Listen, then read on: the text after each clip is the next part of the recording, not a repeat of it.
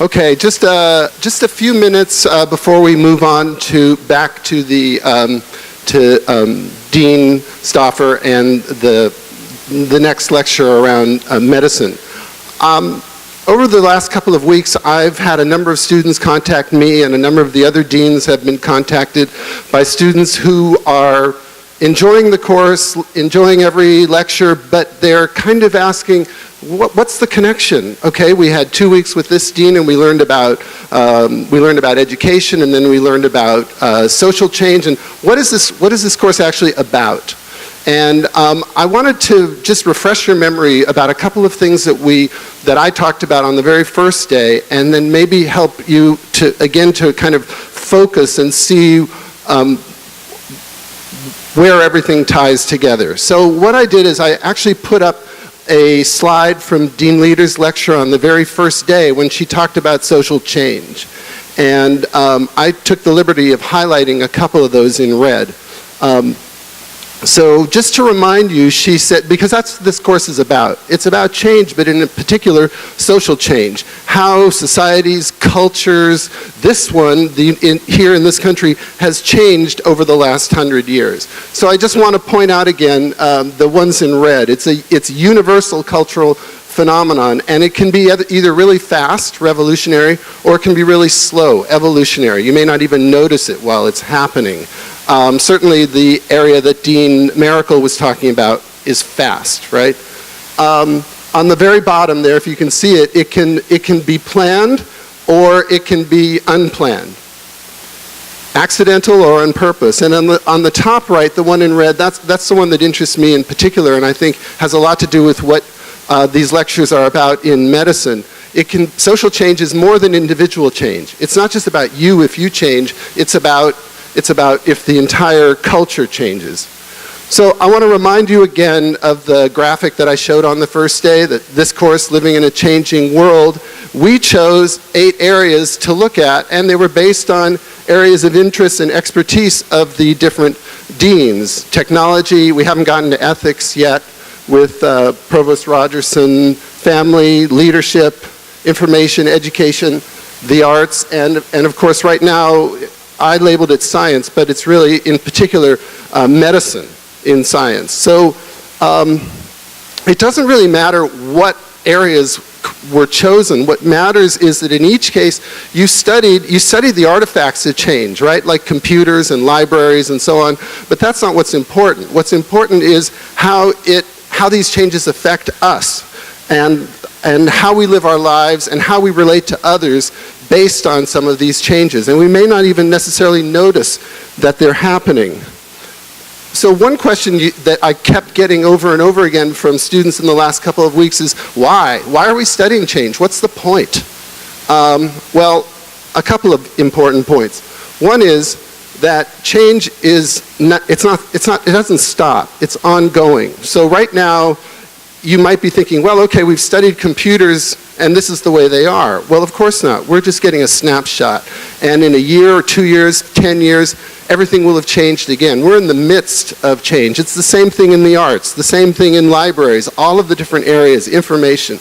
And so I thought this is a quotation that's actually on a website, the University 222 website, and it's a quotation from John Dewey, one of the most important educators of all time. He said, "Since changes are going on anyway, the great thing is to learn enough about them so that we will be able to lay hold of them and turn them in the direction of our desires."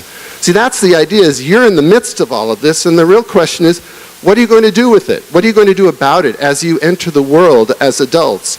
I like to think of it as a river.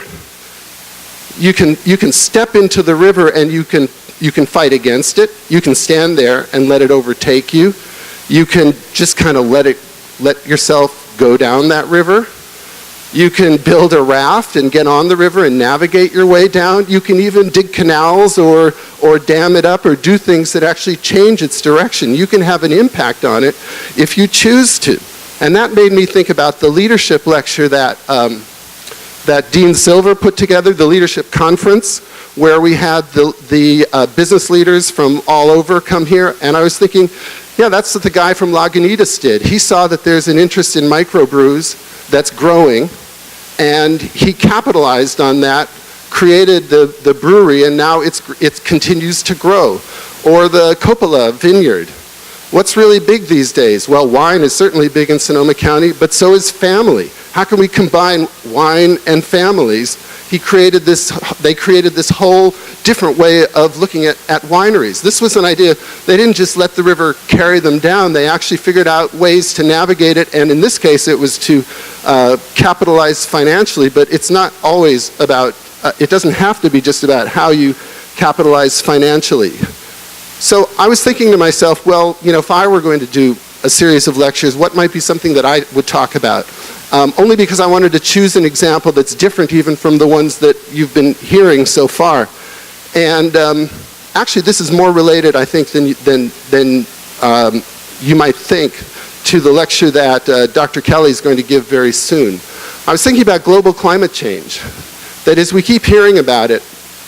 And if you look at this is just the 70s, 80s, 90s, and 2000s, and of course as the world map gets more and more colored there, you see that there are more and more temperature anomalies.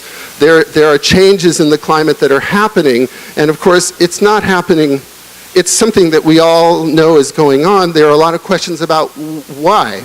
And is this related to social change, or to yes, because it has to do with how we live our lives, what we depend on in terms of fossil fuels, what we feel we need to have, how we interact with others, how we get from one place to another.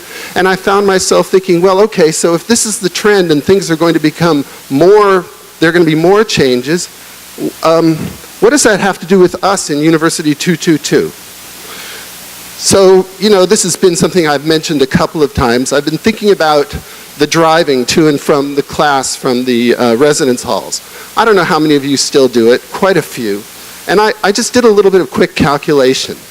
So I was thinking, okay, there's 700 students in the class, maybe 100 of you carpool from the residence halls. Maybe not, I saw some people coming who were by themselves. But let's just assume that there are 100 cars driving every day to and from the residence halls. That's, I figured about a mile each way. That's 200 miles per class. 25 classes, that means at the end of the semester, a total of 5,000 miles will have been driven to and from the residence halls. Now, total gallons of gasoline, how did I come up with that? Well, the average mile per gallon of cars in the US is 20. But of course, when a car is cold, it gets half that mileage. And you know, you start up your cars, you get going, then it sits for 2 hours, and it's cold again. So you got about 10 miles to the gallon, which means you'll have burned about 500 gallons of gas, total cost $2,000. So that's a lot of money, but it's also at the very bottom, if you can see, what's the greenhouse emissions? 4,800 pounds of greenhouse gas emissions just from going to and from class. This is a rough estimate.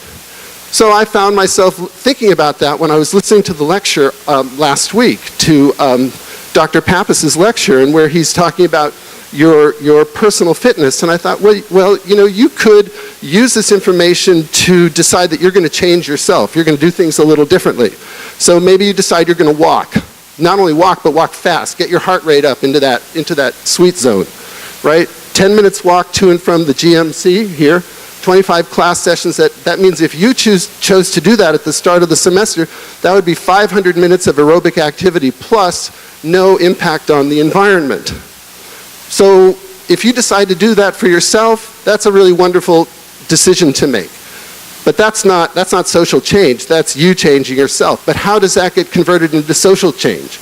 Well, you might get your friends to do it. You might start, you know, put something up in Facebook and say, hey, I'm walking briskly, I'm going to leave from this point, and other people start to do it. Maybe you decide to donate the money to a cause that is helping global warming. Maybe you would create a movement at Sonoma State so that people wouldn't drive across the street to the, you know, to the restaurants across the street, but actually walk. And you would not only improve your health generally, but you would also create a new way of looking at how we can have less of an impact on the environment and stay healthy at the same time. It could grow into a national movement. So, I mean, I could go on and on with this, but you see where I'm going with this. That's really what this course is about. That is, what are you going to do to harness and to respond to the changes that are happening, that you see are happening all around you as we go into the 21st century. How are you going to live your lives? Are you going to kind of let that change happen to you, or are you going to take that change and harness it and do something that's really valuable and meaningful to the world? So, enough said about that. I'm going to now, and I think this kind of ties in with what Dr. Kelly is going to be talking about today, which is about your health. Oh, great. Okay, so I'm Lynn Stauffer, Dean of the School of Science and Tech, and I'm going to make my way over through the room just a little bit as I introduce our speaker, but I really want to give a shout out to this group of students sitting in the back over here, because last Wednesday I totally creeped them out and I sat right by them, and they were so, I was really, really proud of this whole group, because I had asked this physician, and you met him, to come, and he's a pretty important guy. And the fact that you guys were so, it's hard to be engaged for an hour and 45 minutes or 2 hours from back here. And I just really want to say I appreciate you guys being so attentive. Just a real quick thing, I had one of the TAs ask me to remind you not to go out the doors on this side. So please don't go out here, because we want to be able to come back in this building and don't want anyone to get in trouble for going out that way. So please don't go there. And I'm sure you're all getting onto Moodle and looking at the different readings and videos you're supposed to be up on, and reading the book, The Spirit Catches You and You Fall Down, because we'll have a quiz about a week from now. But this is my best and favorite part, is I get to introduce our speaker for today. And the person that's going to speak is one of our faculty in this Department of Nursing on campus, and she's a good friend. And she knows a heck of a lot and has put a lot of preparation into this lecture this morning, and I'm sure you're really going to learn a lot and really be blown away by her and what she's got to say. Let me give you a bit about her bio. So she is a, do you know what a DNP is? Maybe do you know what an FNP is? Do you know what an RN is? Okay, so registered nurse, so she's that for sure. She's an FNP. Do you know that? Do you ever go and see your FNP? Yeah, family nurse practitioner, I heard someone say. Do you know what a DNP? It's a little bit maybe different. So the D is doctorate, and then NP is in nursing practice, okay? So she has a doctorate in nursing practice. And she has a couple other credentials, I'm not quite sure what they are, but PHN, Public Health Nursing. So she's pretty amazing. So she's an associate professor here and a community-based practitioner. She is a Humboldt native and has a bachelor's from Humboldt State, a master's from the University of Washington, and she attended the Liverpool School of Tropical Medicine. As I mentioned, she holds a doctorate of nursing from USF, University of San Francisco. And she's a school nurse and a humanitarian. She is an expert in refugee health and the provision of health care in war and in conflict. Humanitarian work is her passion, along with nursing, teaching, and boating. I share that with her as well. Her clinical background is very rich, and she has provided primary care from tribal reservations, community clinics, Planned Parenthood, and student health. Her international work is on front lines serving refugees affected by war. You're going to be blown away by this list, where she has served with Doctors Without Borders, and she's worked in El Salvador, Romania, Somalia, Southern Sudan, Rwanda, Uganda, Sri Lanka, Kosovo, Pakistan, Kashmir, Afghanistan, and Iraq. You blow me away, you're amazing.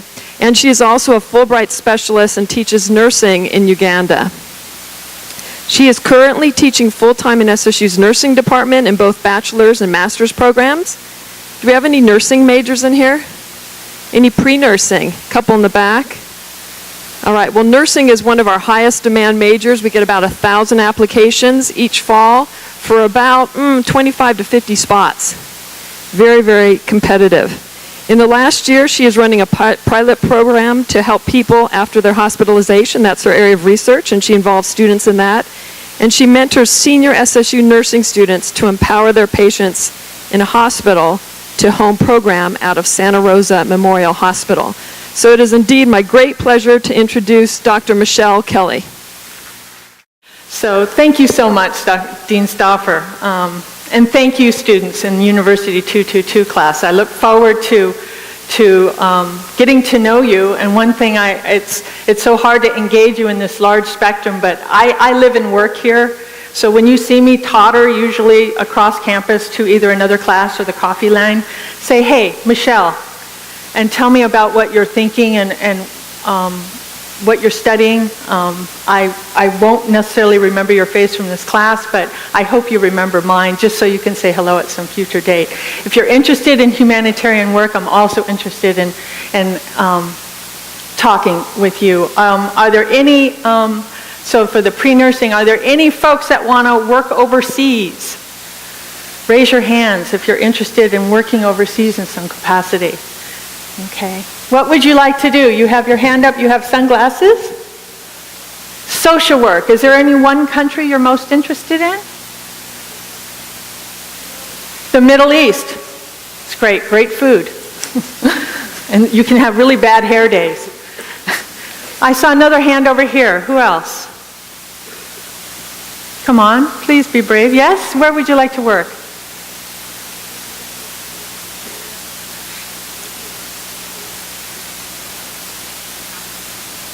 So she's saying she's very interested in your name? Betha? Betha would like to study social work and look at the untouchables in India and working with. I actually saw an amazing film documentary this weekend called The Revolutionary Optimist. Have any of you heard of this? And it's about a project in India where a man just basically works with children in schools as change agents. Very low cost, very low money. I think it would be very interesting for those. And there was someone else over here who had their hand up. Come on, be brave. Well, the world has been a very amazing place for me to practice, as Dean Stauffer has described. I've gotten to work in many countries as an outsider, usually in crisis, because I work generally near the front lines with refugees. But I want to tell you that my very first job as a proud new graduate with my bachelor's degree, and I passed my RN boards, and I got a job on an Indian reservation very close in Hoopa Reservation, right outside of Arcata. Anybody know where Humboldt County is, Arcata? Yay. Anybody from Humboldt? Go Lumberjacks. One. And there's probably trees down on 101 today with the wind. So I learned so much in that first role I had as a brand new nurse on this Indian reservation. And it enriched me so much, and it really pushed me in a way that allowed me to go and work in many other places with the lessons I had learned. I made a lot of assumptions. I made a lot of mistakes. But I learned a lot, and I hope to share some of what I've learned with you today. So let me find my PowerPoint. So if it's on your mind, what are the quiz questions? I'm not going to give you bags of popcorn to show you, but I'm going to emphasize the points that I think are most important. So I'm going to ask you to pay attention, but there are central points. So look at these. We're going to look at the class wellness survey, and you guys got me. Yesterday at 2 o'clock, I came to school and I printed out and I downloaded the 167 responses. And then, wow, overnight, 100 more of you responded. So we're going to be looking at those results on Moodle. So thank you for responding to that class wellness survey. We talk about some personal health action plan, and Dr. Cornfield had mentioned how you can be a change in your own, yes? Oh, yes, thank you. I certainly can. How's this? You okay? So we'll look at the personal health action plan, and just starting with small steps, just general information. We're going to, how many of you regularly meditate?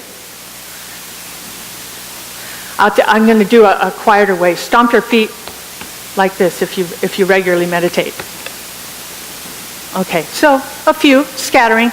We're gonna have someone talk to you about the benefits, the health benefits of meditating, and we're going to try a small meditation here in this class today. I'm going to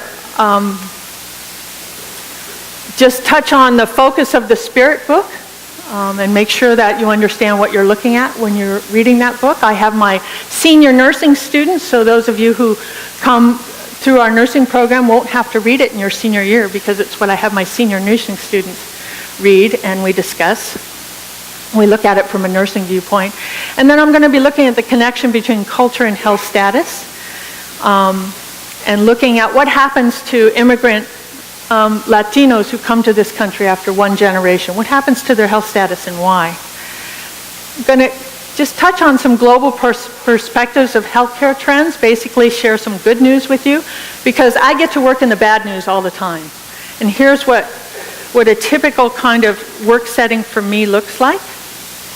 Is I typically work in refugee camps, and for those of you who are looking at humanitarian practice, certainly there's a big field for social work in a lot of displaced and refugee populations. You can see the issues with crowding. This is actually on the DRC, Rwanda border, and the public health and quality of health is very, very marginalized. And then if you look at kind of the end of the spectrum, the youngest children and pregnant women and older adults actually are most vulnerable in this setting. And then a more challenging day might look like this for me. And I did not take this picture. I don't carry a camera at all.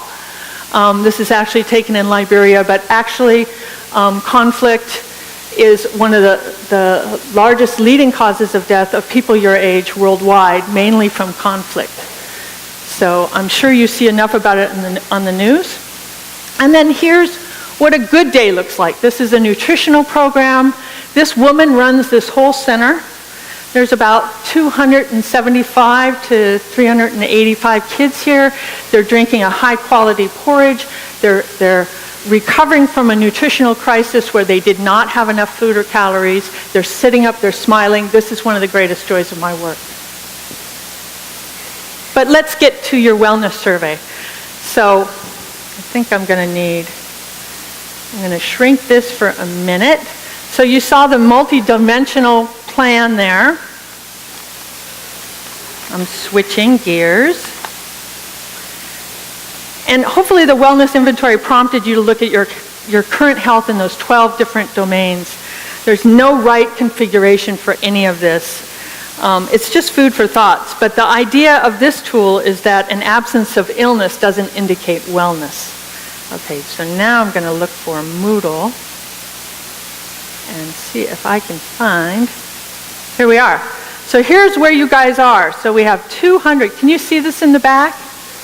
I'm going to read the questions and I'll go through it really fast. But this is what your survey results look like for the health survey.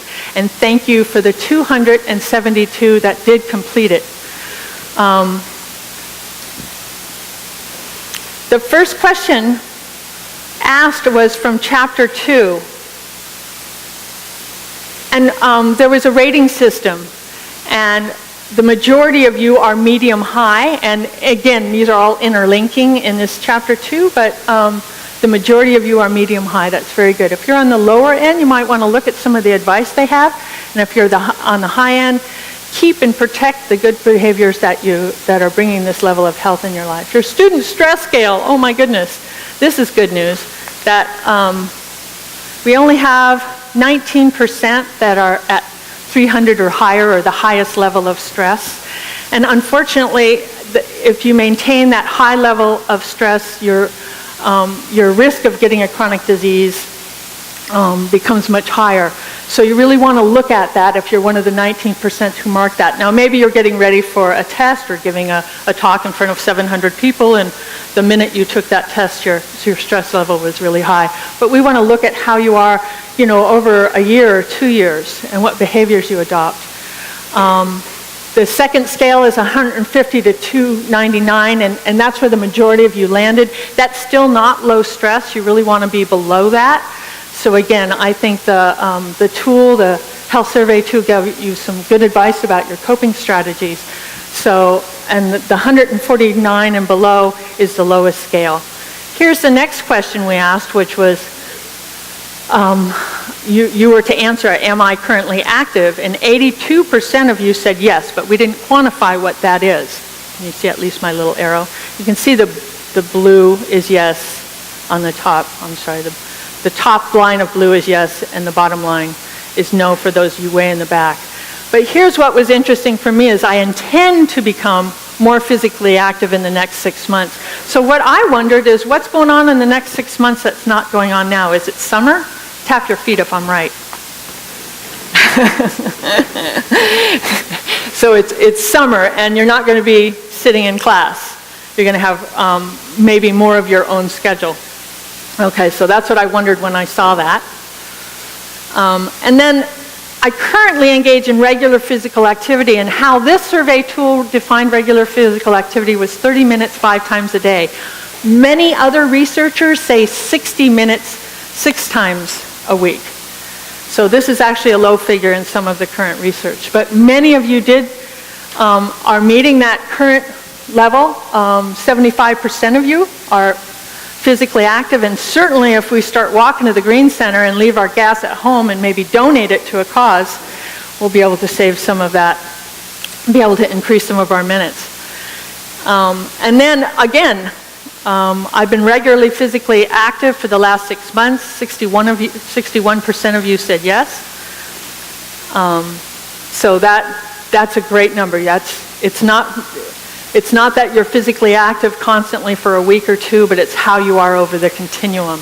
So basically, it would be more interesting to look at how you rated your physical fitness over, for example, 2 years. The next questions had to do with how you protect yourself, or what measures you take to protect against some hazards that might cause cancer. We have a lot of people that 57% are protecting their skin from overexposure to the sun.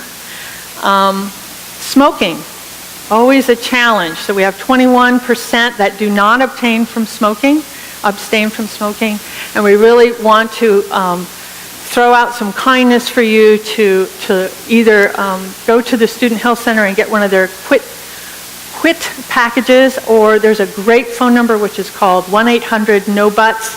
It's absolutely wonderful. I would say my personal opinion is looking at your smoking is as important as your college degree. As a health practitioner, that's how I look at it. Do you get regular vitamins A, B, and C? 57% of you do. 43% of you do not. I don't actually know the answer or the reason why that would be so low, so I'm hoping that you do. Do you get regular physical exams? 50-50. So typically, a lot of females get regular physical exams because we in the healthcare system hold them hostage to the birth control. So you have to come in every year or two to get birth control, so you have to get a physical exam. If you're a male and you're not in sports, you're kind of left out. So really the recommendation is every 2 years. You have low-cost physical exams available here for you at both the Student Health Center and our Health Maintenance Center has nurse practitioners that provide it. And also things like just at Rite Aid or Walgreens, when you see a blood pressure machine, to take your blood pressure once in a while. That's one of those hidden things that you don't necessarily see. But for the folks in this room that don't get regular physical exams, those screening exams can kind of help avoid things that might be later on. And as your student body fees pay to subsidize of some of what you have here if you're not on your parents' insurance, then, or you have your own insurance, then it's a really good option to get that physical exam while you're a student here at Sonoma State. The next one about, do you avoid smoked, salt, or pickled or high nitrate foods? Most of you do not. You have your nutrition lecture on Wednesday, so I'm going to leave that topic there, but I found it very interesting. Not so many. I was wondering what salty or nitrate-filled foods you eat. This next one is about asbestos and radiation, but it's not a great question because it doesn't tell me if you have a job in that field or not. The next one is about alcohol. Do you limit your consumption of alcohol to 2 drinks a week or less? 60% do, and 41% don't. So we often ask people who are using alcohol, is this something that's working for you? So when it doesn't work for you, you want to really look at that. Do you avoid using tanning salons or home sun lamps? Most of you avoid that. Self-breast exams or self-testicular exams? Again, we have a fair amount who said no, and I'm encouraging you again to get that. You can get instructions on the internet how to do those self-exams, but there are resources available. Plenty of vegetables, sources of fiber, yay, 72%, and sunglasses, 63%. Low-fat diet, this is interesting. So 56% don't consider their diets low-fat. There's some good recommendations, and again on Wednesday you're going to get some more information. And cancer warning signs, half of you don't know what those are, and in that personal health inventory there was some very good information around that. This next question flips to how do you personally define health, and check all choices that apply. And this is how your lineup looked, and I'm sorry this isn't big enough, but it's pretty much across the board. The thing that I just wanted to point out is preventative behaviors, flossing and etc. were not really high. We know so much more about dental health. Having clean teeth is almost having poor dental hygiene can lead to a lot of problems later in life. So those little things like getting regular dental checkups actually help to protect you or perhaps some kind of autoimmune or longer term disease. So dental health is far more important than we originally realized. On the bottom here we asked about, do you feel that your health is defined by connection with the spiritual world and connection with ancestors, and those were very low numbers. But here, when we asked about how much you felt your culture influences your health, we had not at all, a small amount, medium amount, or a large amount, and it's a pretty nice little across the spectrum there. So that's how you looked on a survey. I look forward to seeing the rest of you as you continue to fill that out. So at this next juncture, just noticing our time, I'm going to flip a little bit ahead. How you doing? Stomp your feet on me if I talk too fast, because it is my habit. So, there we are.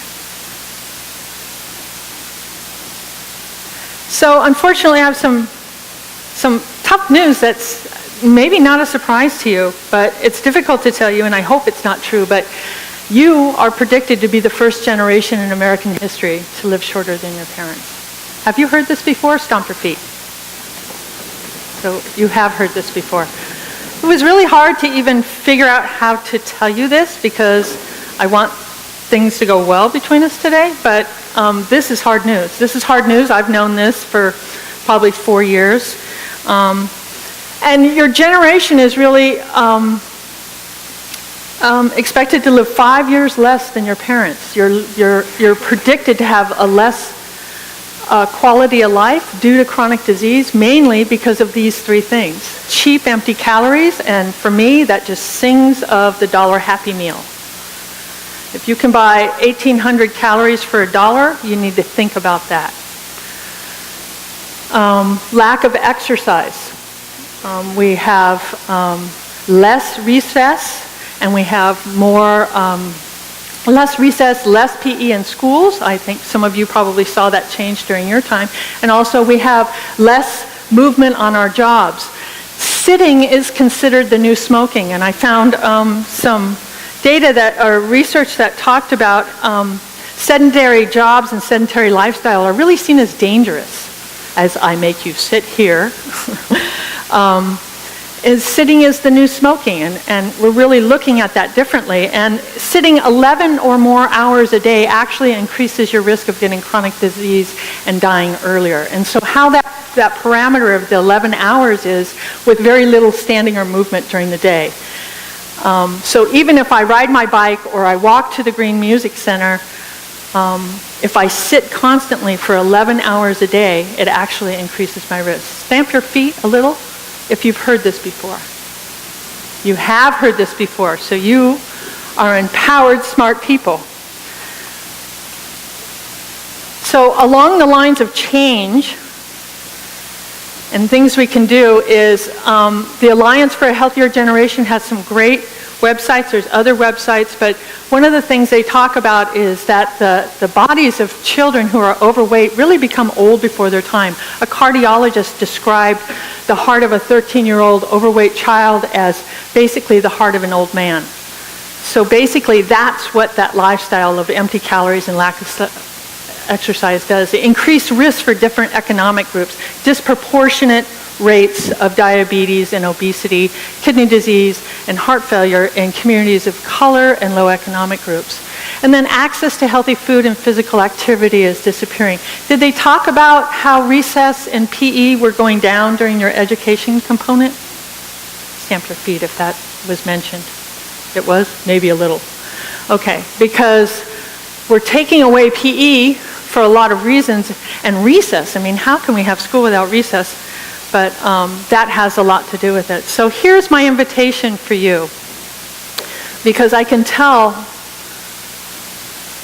that I want to give you the message of be defiant, prove this wrong, that you will not be the first American generation to live under these health conditions, that you will be active in your own health and the health of your community. You have this whole class is about change. You have this university career ahead of you.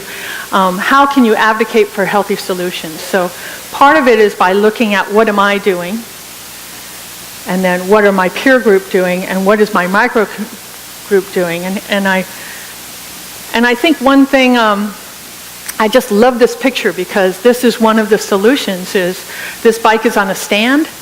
And so just riding a bike during your studying, or maybe even during a lecture, that we would not be sitting in these traditional chairs. There's many, many forms of this kind of thing. I was wondering if you could do this with a skateboard, how that would work out with a keyboard. But increasing walking and biking paths, that communities that walk and bike are healthier. Healthier food in schools, and again, I think you'll hear more about that on Wednesday, and healthier work environments to where 11 hours of sitting is not the norm. Okay, so now I'm going to change channels for a minute, and it's my pleasure to introduce a community member who has 20 years experience teaching meditation. I was wandering through Katati one day, and I saw this flyer of this class in the community down at Century Health Club, which is now called Energy Health Club, right down there in Katati. Do you know what that is? And it was a class on how to be happy. And I went to the class and I met this amazing person who not only teaches meditation but provides a science background to why meditation is healthy. So he's going to be talking to you a little bit about the benefits of meditation and taking you through a meditation, and I'd like to introduce Anu de Monterrey. Well, how many of you have know the term mindfulness? Okay, well, some of you. This is one of the hot topics today in psychology and also in medicine. And it's one of the big factors in changing the field of psychology today. And what's been happening is psychology has moved from an emphasis on behavior, and there's a renewed emphasis on looking within, and an emphasis on being mindful or aware of what you're feeling. And this is mindfulness. We want to be as clear as we can about what we're feeling. Right now, I'm standing here and I'm feeling myself gesture. I'm feeling an increase in my heartbeat from the excitement of being able to give a talk before so many people. And mindfulness is good. Thank you. Mindfulness has two components to it. The first component is being here and now, attending to what's happening right in the moment. And this is called present-centered attention. And this involves both attention to the external world, that is what's happening around us, and what's happening inside. And internal, we're talking about feelings. We're talking about, and the kind of feelings we're talking about, both physical body sensations, like feelings of heat or cold, feelings of my knowing where I'm putting my arm. This is called proprioception. It's kind of another internal kind of sensory capacity. And we're talking about emotional body sensations as well as physical body sensations. So both external and internal. Now, if we just attended to what we're feeling at the moment, this is not always that beneficial. For example, if you're very severely depressed, you might get in touch with more depression by just focusing internally. If you're having some problems with grief that you're trying to hide or cover up by being busy in activity, then focusing internally might make you realize that, the grief, and temporarily might make you feel worse. So present-centered attention is only part of mindfulness.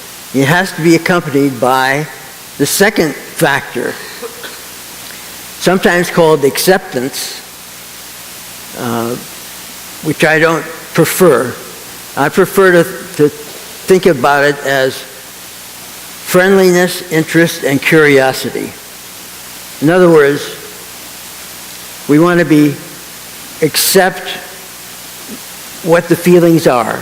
My anxiety about being in front of so many of you, this is normal. It's part of the excitement. And I need to be friendly with myself in realizing that that's okay. And to be interested in, well, how does this anxiety show itself? What's the feeling of anxiety? And then to be curious about it. So whenever when you have a friend that you feel friendly toward, you're naturally interested in that person and what's going on with that person's mind, and you're curious. And we want you to have that same attitude toward yourself. So that's the kind of attitude, and that's the second half of mindfulness. Present-centered attention with a positive attitude of friendliness. And this slide comes from a T-shirt from a company called Northern Sun Merchandising in Minnesota. It is a great place to go to get some fun T-shirts and posters. But here, that's northernsun.com. Here we're just to emphasize the fact that we want to be looking internally. And the internal part of mindfulness is really important. Everyone's All the corporations want us to emphasize, to focus on externally, on what the products are that they want us to buy. But we need to look at internally and to see not only what we're feeling at the moment, but how we're relating to those feelings. So mindfulness is a deceptively simple way to relate to your experience. And this leads to, with the present-centered attention, with that positive attitude, it leads to a clarity of experience. You know what you're feeling when you're feeling it. You know when you're walking, that you're walking, that you're moving your feet. You know when you're gesturing, that you're gesturing. You know when you feel anxious, that you're feeling anxious. And this is a clarity of experience that has great benefit. And one of the benefits is emotionally. Because with mindfulness, you can ride the waves of emotion. And, life consists of ups and downs. And we respond to the ups and downs with our emotions. They go up and down.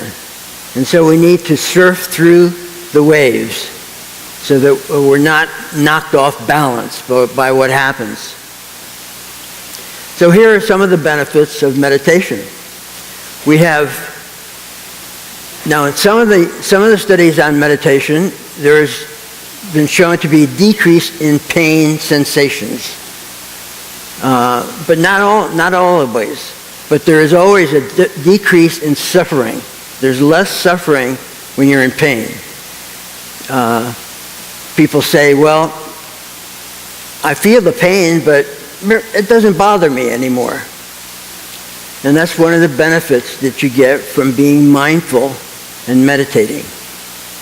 And as far as the difference between mindfulness and meditation, well, meditation is a formal way for you to be mindful, to sit in meditation or to do walking meditation. But there are informal ways to be mindful just in everyday life. Just as you're sitting there, you can feel your butt on the chair. You can feel as you rest on the back of the chair, and you can feel yourself there listening, hopefully, and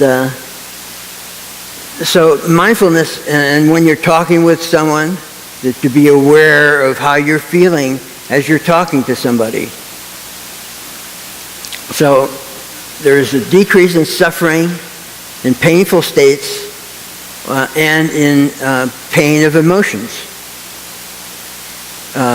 My dentist is the one who suggested that I teach meditation because I had 2 root canals done just with meditation, without anesthesia. Depression, as I mentioned, when you're severely depressed, mindfulness is not really that indicated at that time. But when you're starting to recover from depression, or if you have mild depression, then mindfulness and meditation can decrease the relapse of depression by half. And that's been shown all over the world. This has been done in many different countries. And of course it saves healthcare dollars to do that. It's why in Britain the National Health Service has been interested in getting people to learn meditation. Okay, well, we'll move on to, one of the main things is focus and concentration. This is just an inherent part of meditation, is focusing and learning to concentrate. And that can help you in all areas of your life.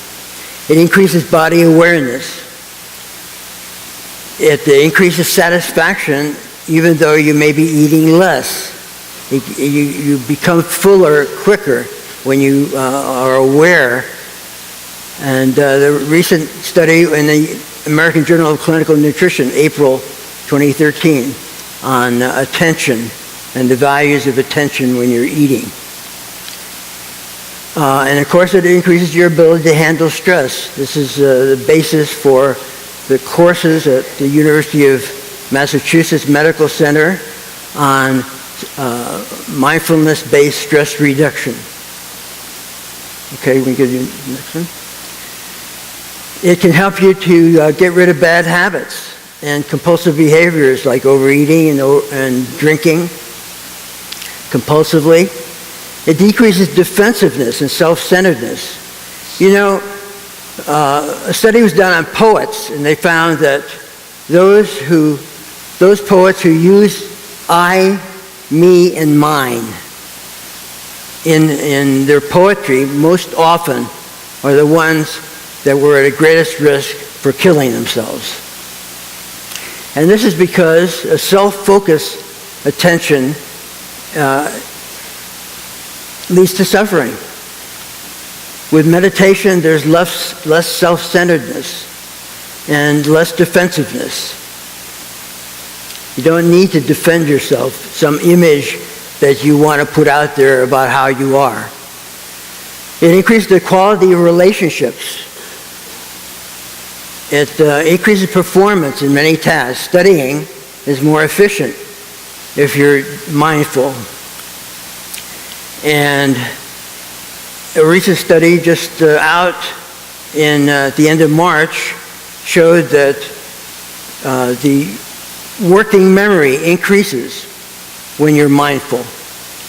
And students did better on the graduate record exam on the reading comprehension section just after 2 weeks of learning mindfulness.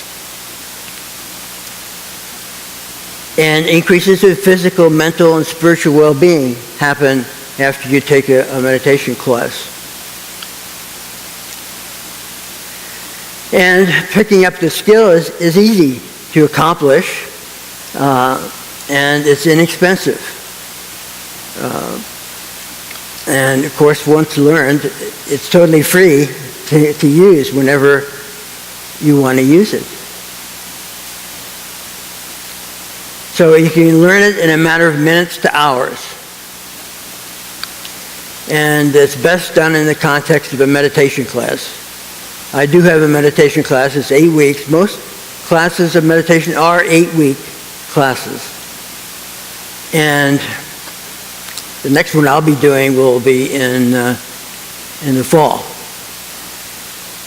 You need to practice the meditation daily, at least initially. By at least initially, I mean for the first few years. And of course, one of the benefits of the meditation class is that questions and problems can be handled by the instructor. You can learn from a CD or a book, but you don't get the feedback. You don't know whether you're quite doing it right. So that's the value of a meditation class.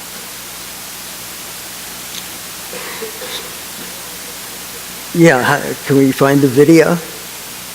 So what we're going to be doing is having a 3-minute video, and then we'll do a short meditation. So I think it's useful to think of the mind a little bit like a still pool of water. Each new thought is a bit like a stone being thrown into the water, creating ripples on the surface. So the mind's surface is in just the same way, covered in ripples. It's always moving. Okay, so that's why we don't have a genuine sense of ease. That's why we always feel stressed, because of that constant movement. The movement means that we also don't have any clarity. We can't really see the mind clearly. So the first part of the meditation is about providing the right conditions for those ripples to settle a little bit. Once the ripples have settled and there's a sense of calm, then you have clarity. Then you can see what's going on in the mind. You can see the emotions more clearly, how you're actually feeling. Yeah, a lot of the time we're so caught up in the thoughts that we don't even really see. We're not aware of why and how we feel the way we do. So once we've got that clarity, what that enables us to do, that's like looking into the pool of water and you see your reflection, and you see it clearly.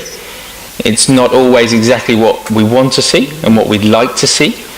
Sometimes we see things in the water, an old traffic cone, a shopping trolley, those things that have been there for quite a little while, getting rusty, that we haven't really paid attention to.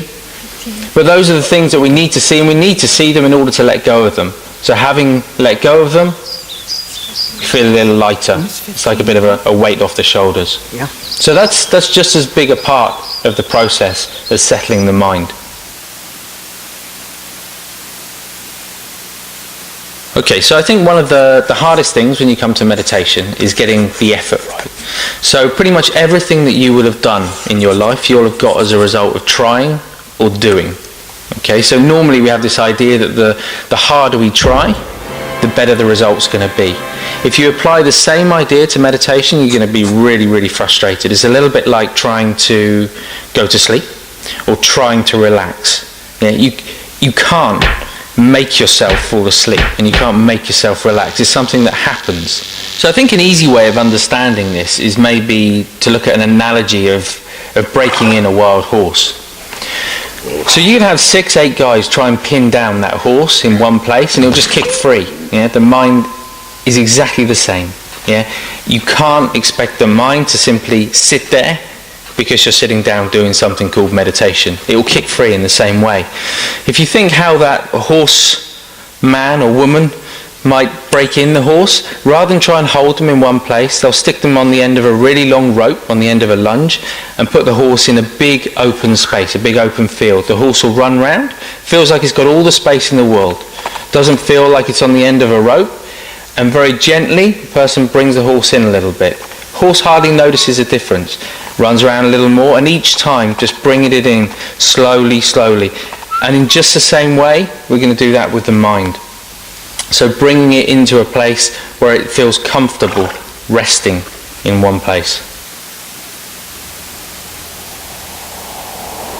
They say before you start to meditate, it's a little bit like sitting on the side of a road with a blindfold on.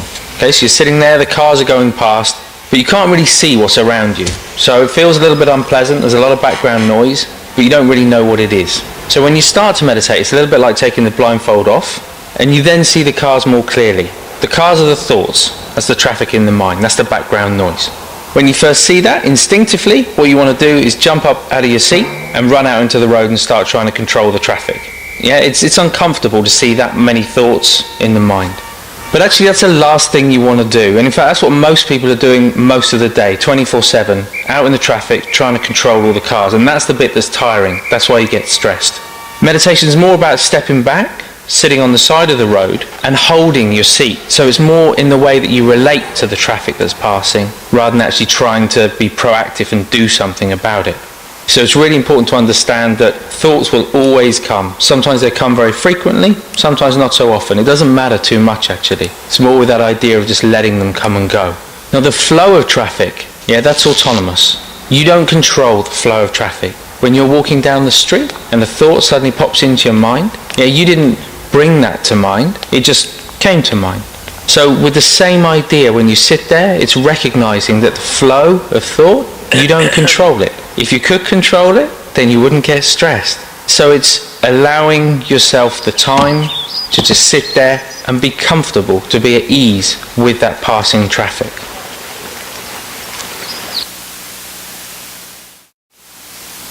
So our minds are thought factories. They grind out thoughts time after time.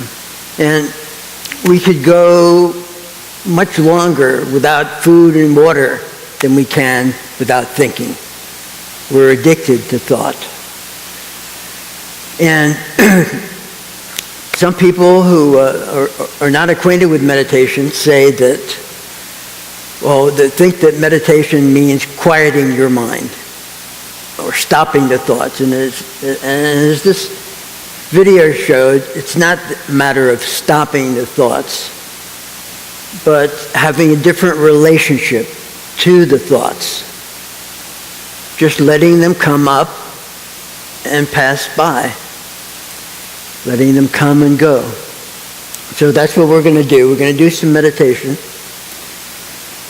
And this is a meditation bell here. And the ritual, I should say, meditation as is taught nowadays in this country is completely secular, although it came from wisdom traditions from many thousands of years ago, which were based in religion. But now it's taught in a way in a secular form. There is one ritual that we have is ringing the bell 3 times before we start, and then 3 times to signal the end of the meditation. And the idea is when you hear the bell, you know that it's time to focus on your experience of the present moment, to let go of thoughts about what happened earlier this morning, what's going to happen later in the day, and just focus on what's going on right now. Okay?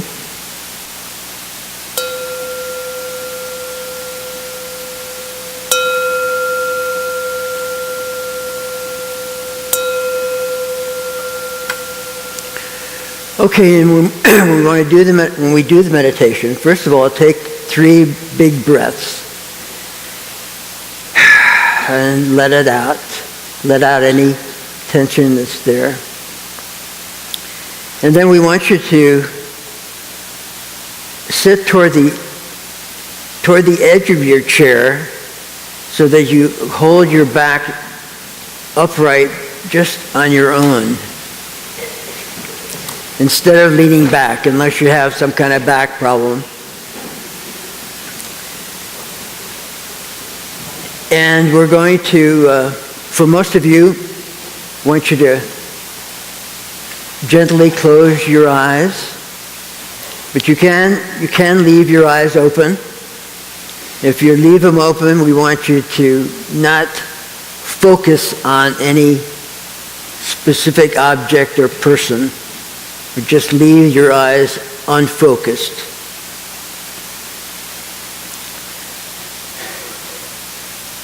Okay, now let's go ahead and focus on your feelings in the present moment. What does it feel to sit there in the chair, to be alive at this moment?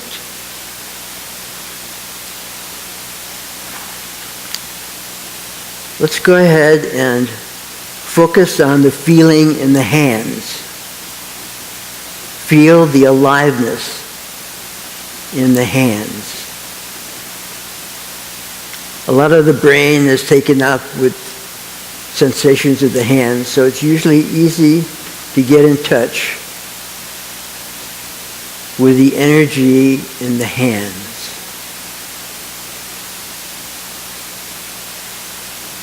And just let yourself feel that energy.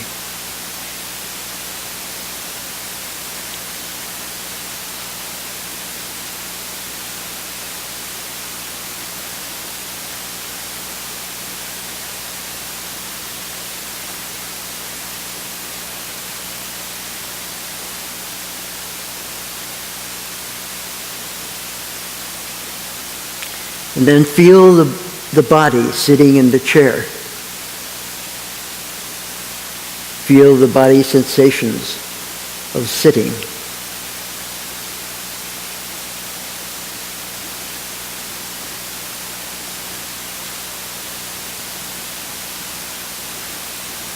Become aware of the body breathing.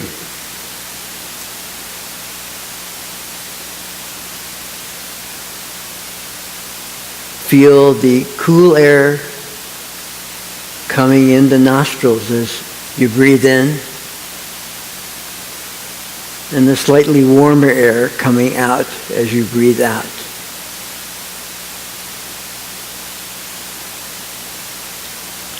Breathing in, there's awareness of breathing in.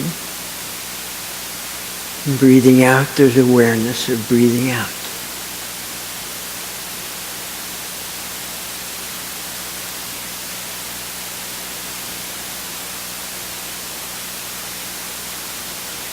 And then when your attention gets hijacked by a thought, as soon as you become aware that you're somewhere else, bring the attention gently back to the feel of the body breathing and the feel of the body sitting.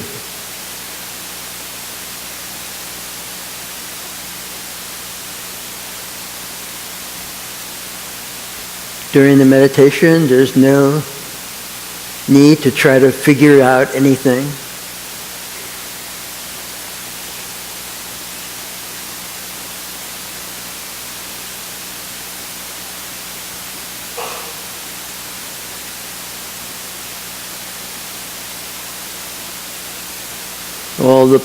Your problems will be there for you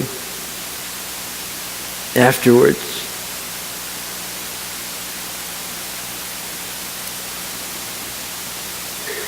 Just as best you can,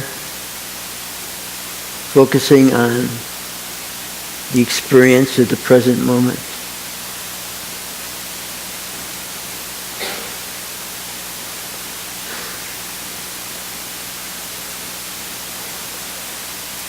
Being as aware as you can, moment by moment.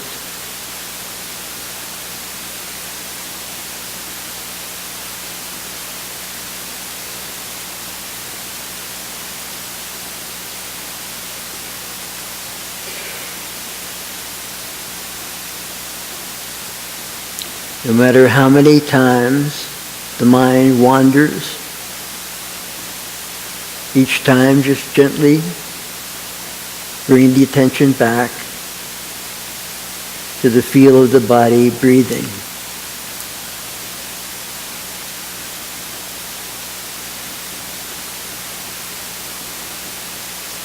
Not thinking about the breathing or visualizing the breathing, just feeling it.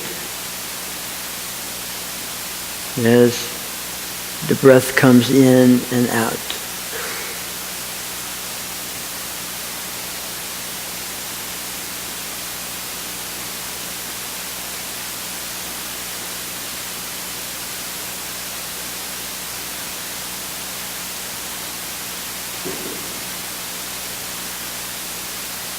Breathing is something we share with so many different creatures. And it's part of nature that we have, what we carry on, that we carry with us. So it's a way of being in touch with nature is to just feel the body breathing. In this meditation, we just want to let the body breathe however it seems to want to breathe. We're not trying to control the breathing. We want to let go of control of the breathing process. To get out of the way and let the body do its thing.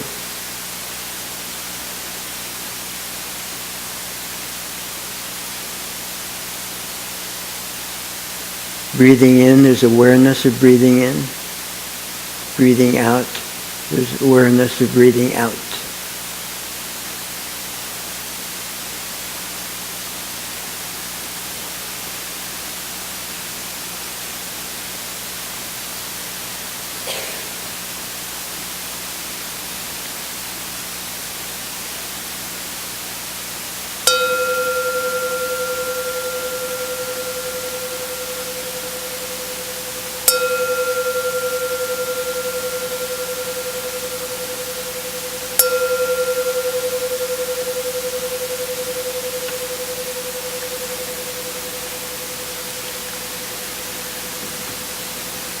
Okay, well, that's a little sample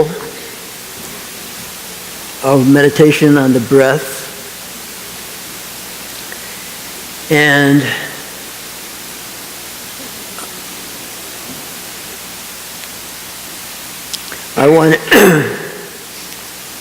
I'm going to be doing a 4-hour meditation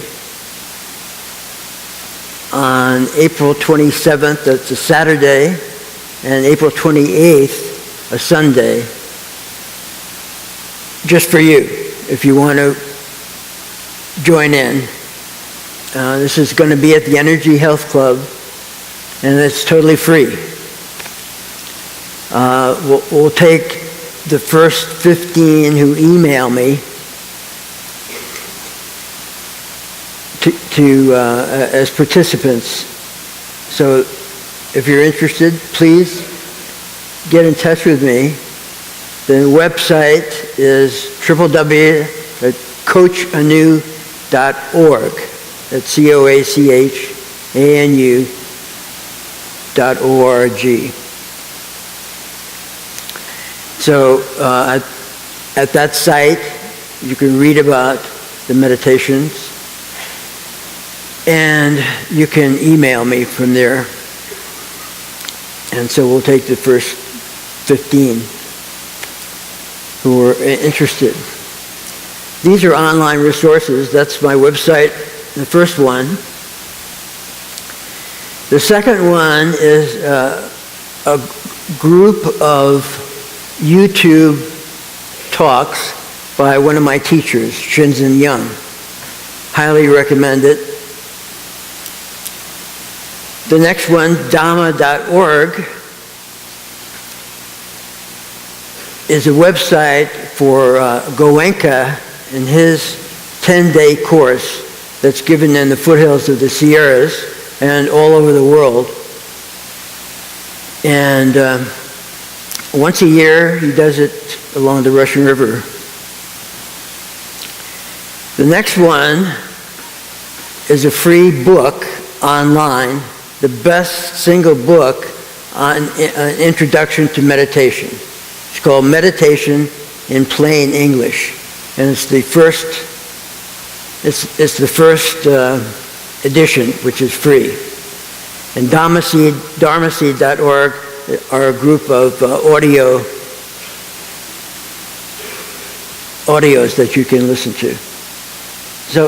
So we'll stop it for here now, and give it back to Michelle. Sorry, Anu. It's fine.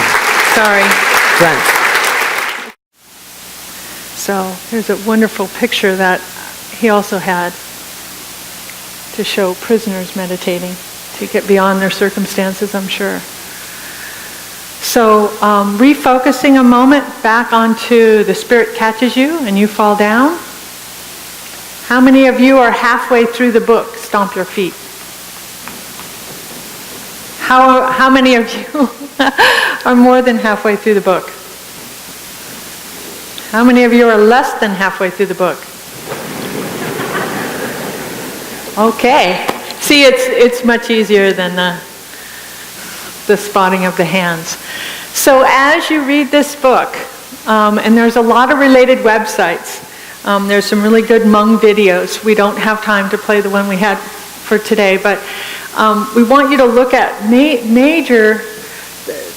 major concern is the conflict the family has, the misunderstandings of the Western medical system and the family and their own health belief models. And one of the things that a lot of us in the health field have really learned from this is we ask people more of an explanatory model now, and you'll see that on page 260. They talk about an explanatory model, which is, what do you think is going on? What do you call this? What do you think will make this better? No one in this story really asked this family this, and so they just kept treating and treating. And you'll read the story yourself. So now, Martha, are we all lined up with our DVD? So along the lines of American society, I'm going to have us watch a short video, and I'm just going to play like 8 minutes, Martha, because we are getting skinny on time. And I want you to think about the following questions. So for this group, you're going to think about I'm going to select someone in here to answer, contrasting the health of Mexican immigrants to the average Americans as depicted in this film. You got that? You're going to contrast the difference. This group here, second row, thought it was going to be you. The second row, why do the health advantages of the Mexican immigrants erode over time? Okay, so someone in this row, I'm going to select. We can scoot ahead for all those. And then over here in the beta alley, I want you to tell me how social connection influences health as described in this. Okay, so I'll select one of you. So you're going to look at social connection. What is the second row here going to look at? Why healthy roads? The longer. The immigrants are here. And over here, they're going to contrast the initial health of the Mexican immigrants to the average American. Okay? We ready?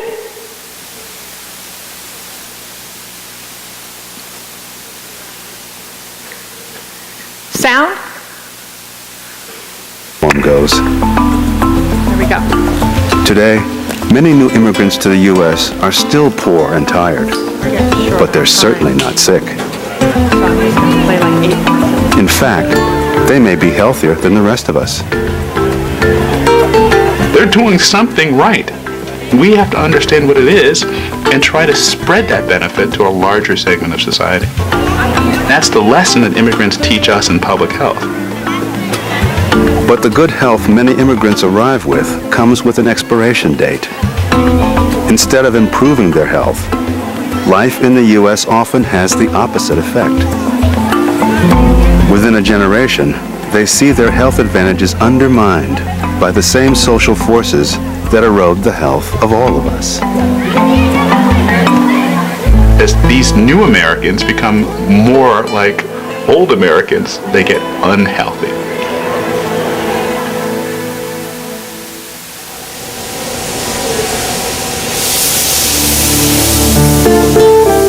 Amador Bernal arrived in Kennett Square, Pennsylvania from his native Mexico to work in the mushroom farms. He was 21 years old. 40 miles south of Philadelphia, Kennett Square claims the title Mushroom Capital of the World. Mexicans have been migrating here to work since the 1970s. They make up almost 1/4 of the town's population.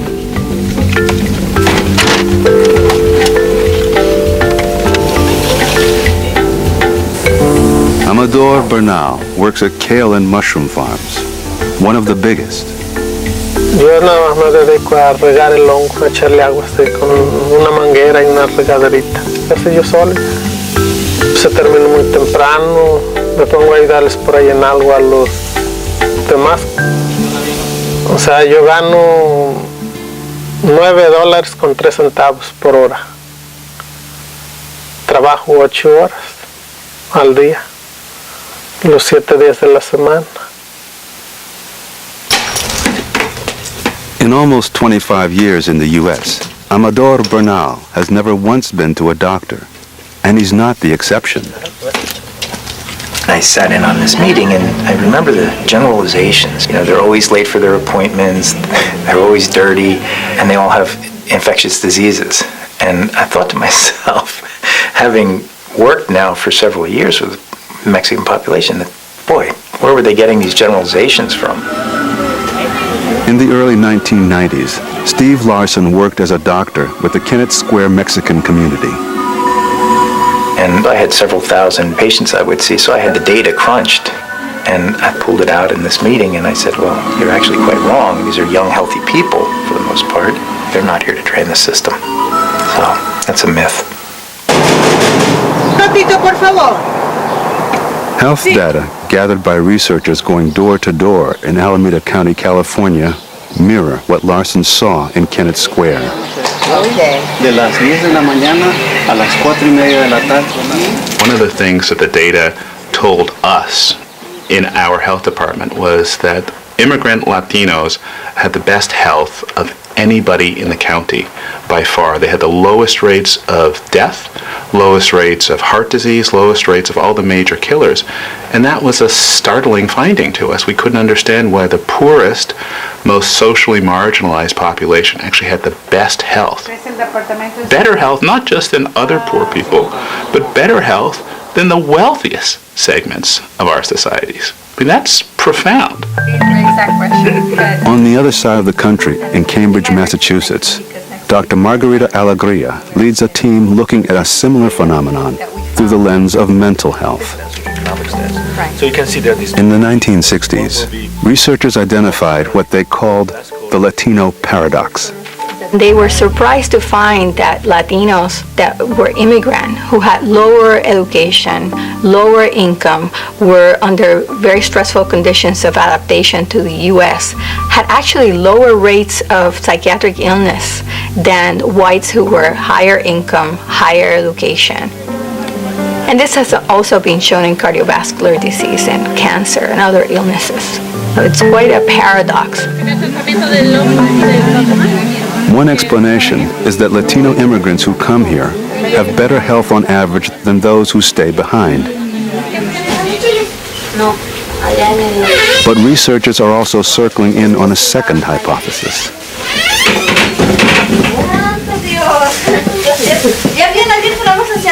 I think the other explanation has been more about the role of very strong, cohesive family ties that hold Latino families together, even under hardship.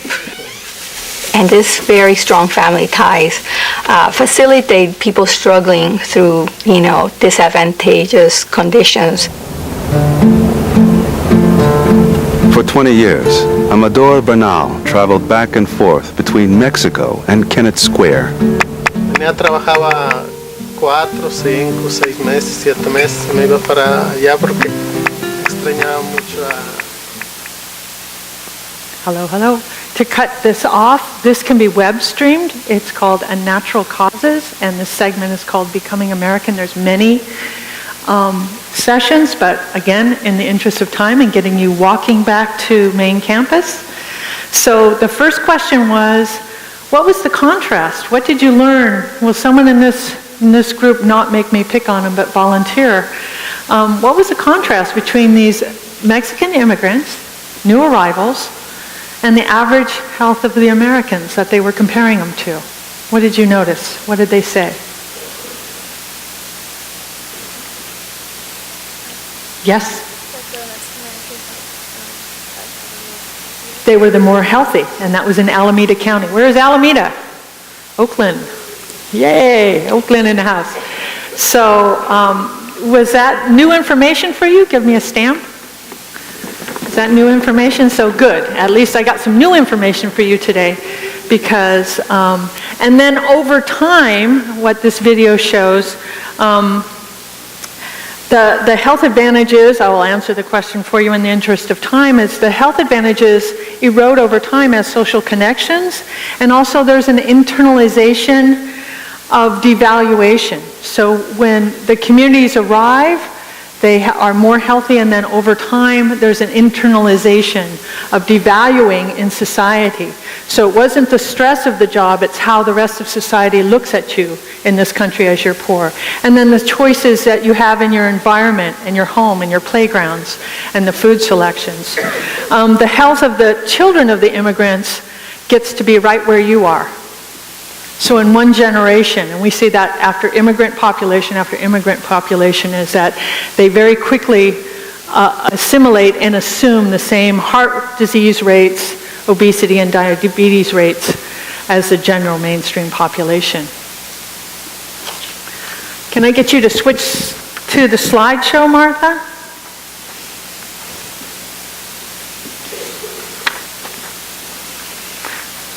I'm going to quickly touch on, keep going, click a couple ahead to slide 38, Bono, our friend Bono. So in this next section, I'm just going to touch on the advances in global health. And the media is full of celebrity causes for various global issues, from Princess Diana You want to make it of you, Martha? And Princess Diana is pretty famous for banning landmines. Oh, I see we have the whole sorority up here. Didn't realize that. To George Clooney, raising awareness around atrocities and genocide in Darfur, Southern Sudan. And then contributions of foundations like the Carter Center and Bill Gates in both research and implementing evidence-based programs in the poorest countries. Again and again, one of the themes of success in improving the conditions of people's health globally, whether it be HIV prevention, removing landmines, or vaccinations, is the grassroots work done in the community. Person by person, micro-community by micro-community, has been the most effective health tool to improve health. In the last 25 years, we've seen great inroads in the things listed there, mainly clean water and sanitation remain front and foremost, and particularly as populations urbanize more. Vaccinations are lower cost. Nutrition is more accessible, and we're working earlier, so people don't wind up in feeding centers, but we're looking at early warning systems. Family planning is cheaper with more methods available and better social marketing, so it's more accepted. Oral rehydration is preventing dehydration and death in children as families and parents have more access. Bed nets prevent mosquitoes. And drugs to prevent mother-child HIV really became more available as they became generic. So the next most important thing to look at is the child mortality over the last 20 years. And half of all the gains in child survival are the product of increases in women's education. Why is that? Why is that? Stay right here, Martha, don't leave me. So, does anyone know who Desmond Tutu is? He's an archbishop in South Africa. He's a very good friend of Nelson Mandela, but he's pretty much a forerunner in women's rights and just societies. And his famous saying of educate a woman and you educate a family. And that's a society which provides or allows educations to girls is more likely to value females than countries that do not provide education for girls. So along with literacy, girls and women are more likely to determine who and if they will marry, be able to own property, to vote, and determine their fertility. All kinds of economic opportunities open up in terms of literacy. And here we have these three lines. This is over time, so that central line is about 2008, if you look at the dotted line 2/3 of the way over to the right there. But the world is the black line, but the families going from size 6, 5, and 2 to much less smaller families has to do with literacy. And we know that smaller families are healthier and less poor. Doesn't mean that they're not poor, but they're less poor.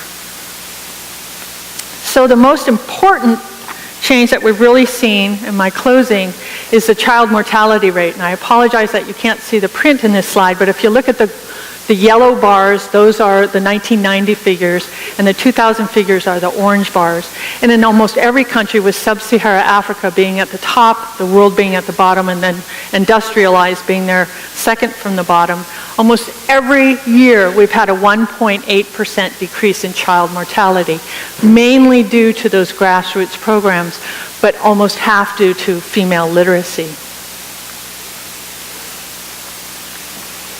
There's been a big shift in global disease, and I'll just look at the top three, which is if we look at 1990 versus 2010, we're getting more on a worldwide picture away from communicable disease and into our friend chronic disease. So if you look at ischemic heart disease, but also on the right there on 2010, you see COPD. That's a result, chronic obstructive pulmonary disease, result of smoking, which is highly marketed in the developing world, and also occupation. Lung cancer is increasing.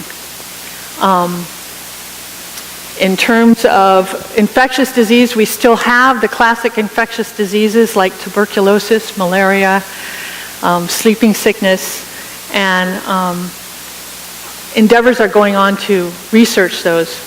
But There's not as much money put into the research for tuberculosis as there is in lifestyle drugs that you might find in the US, such as Rogaine or Viagra or Pepcid, have lots of research and development, yet we are using the same TB drugs and sleeping sickness drugs that we did from the 1940s, and they're very toxic. So there's a lot of change and development to be done. So just to recap our session today, we covered a lot of ground.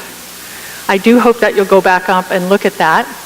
I hope you'll appreciate some healthy behaviors and opportunities to improve in the community.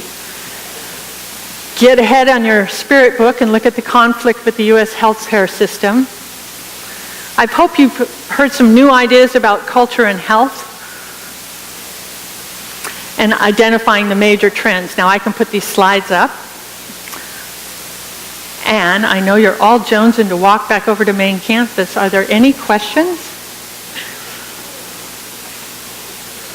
Lynn, any other announcements? And thank you so much for your attention.